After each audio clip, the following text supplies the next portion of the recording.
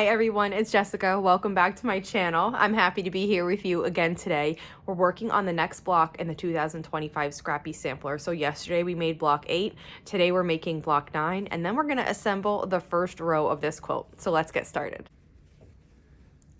Yesterday we made block 8, and the pattern for blocks 8 and 9 is below in the description. So this is the one we made yesterday. Today we're working on block 9. And block 9 uses a unit that we haven't made before in this quilt along. It's the diamond in a square.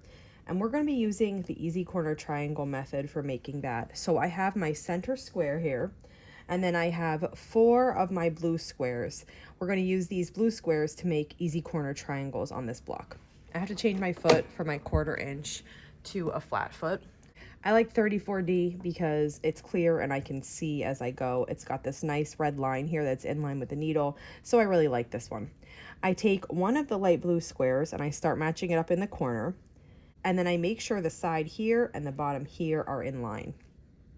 Just like a flying geese unit, we're going to sew from this top corner to this bottom corner.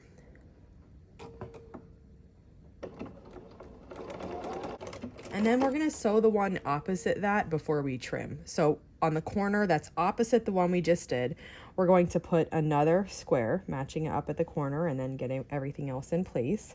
And we'll sew across again from the top corner to the bottom corner here.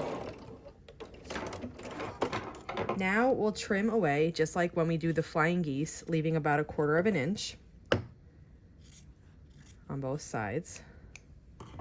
You could press with an iron at this point. I just finger press. So we're just going to open these up and just finger press this open. Now we're going to add one of those other squares at each remaining corner. So when we're putting this on, again, I start at the corner and then I make sure the rest is matched up. And if you're not pressing with an iron, just the one thing you need to make sure of is that the 2 pieces that are already there are laying down nice and flat and they're like fully opened. So I have that where everything's in order, and we're going to sew from the top corner to the bottom corner.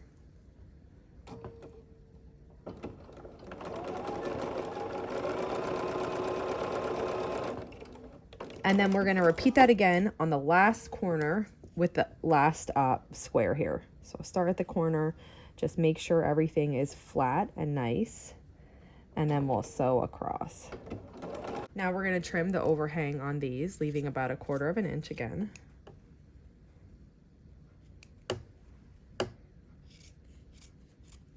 Okay. And then here is what our piece looks like. Now what you're striving for this piece is to have 1/4 inch space between the point and the edge of the block at all 4 corners of this diamond.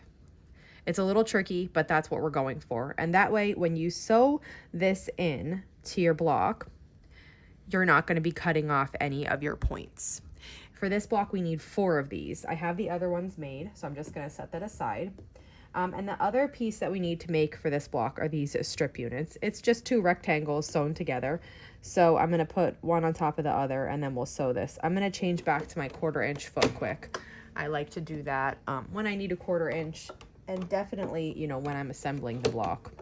Okay, so now we'll just sew along the edge here with a 1/4 inch seam. And this is what that unit looks like. And we also need 4 of these. So I have everything made now. We're going to put this block together. It's going to be assembled like a 9 patch. So I'm going to start by laying out these strip units. And the darker blue is going to go towards the center on all of these. Then we have a background colored square for the middle.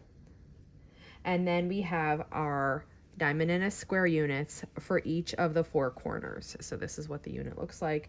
One of those is going to go in every single corner. So we'll just start assembling this. I'm going to work vertically for this one. I'm going to match up the strip piece and the diamond in a square.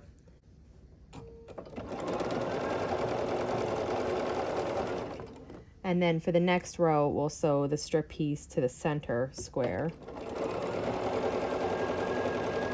And then the bottom will be a diamond in the square and a strip piece with the blue, the dark blue on this piece going towards the center. And And then we're just going to add the other column. We'll start with a diamond in the square. And then just keep adding the 2 remaining pieces in order. Now we're at the point where we just have 2 remaining seams left. So this is what we look like so far. And we're just going to assemble together and sew these 2 remaining seams.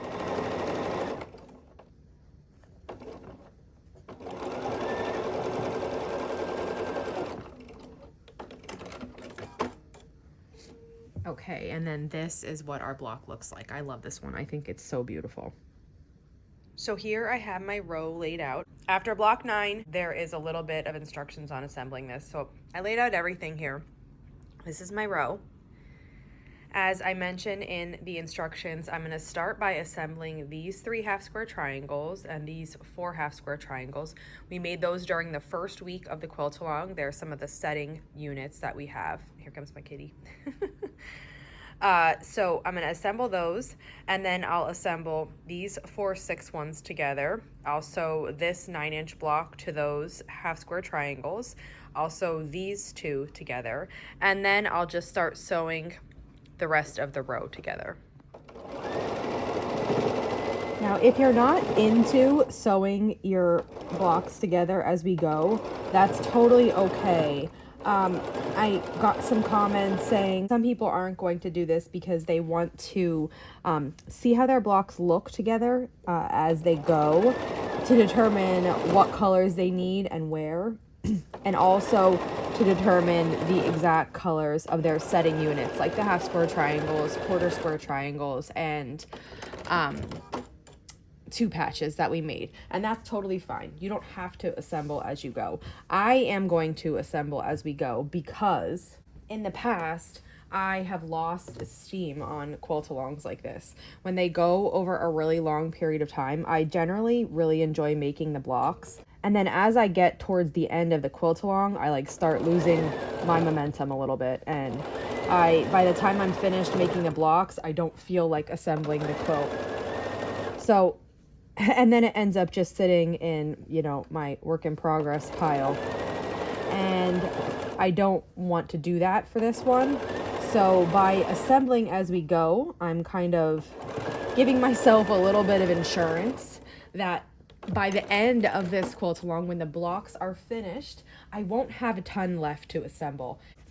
In fact, I'd only have the final row, and then I would have to just sew the final row on and add a border. I mean, there is still a chance that I walk away for a little while after, but it's less of a chance that this is just going to sit and not be finished.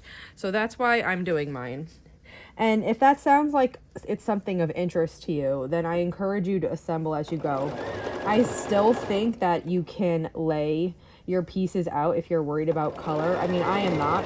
I'm only using blue and white. I'm really not worried about it.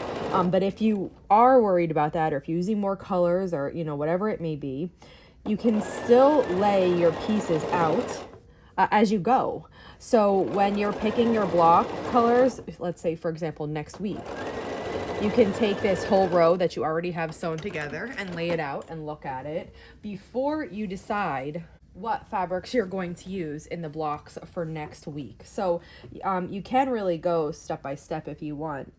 You just have to take your pieces out and take a look at it before you start making. And then after you look at what you've already used and you determine what colors you want to use next, then you can pull those colors out of your scraps or the bundle that you're working with, whatever you have, and then start using it. So you still can, make color decisions based on what you've used already and what you want to continue to use just by looking at the parts that you've already assembled. You don't have to wait till the end unless you want to. I finished sewing the row together, and this is what it looks like. I'm usually working with really big quilts, so this feels really tiny and small to me, but it's always refreshing to do something different than you usually do. So I enjoyed this thoroughly, and I'm happy to have this row together, and I'm already looking forward to making the next row. That's it for today. I have my row here. This is the block we made yesterday. This is the block that we made today. And then I gathered it all together and I put it into the first row of this quilt. So this is the first block we ever made here. Then we worked on 4 6-inch blocks, which are right here. We did another 12-inch block, Lady of the Lake. Then we did this applique orange peel block, and that gets 3 of our half square triangles that we made in the first week there. Then this week we made these 2 6-inch blocks, and then there's another 4 half square triangles from the first week there. So we have the first row of our quilt together. We are doing great. It's been really enjoyable for me so far, and I hope that you feel like that too. If you have any questions on this week, just let me know, and if not, I'll see you back here soon. Thanks for following along.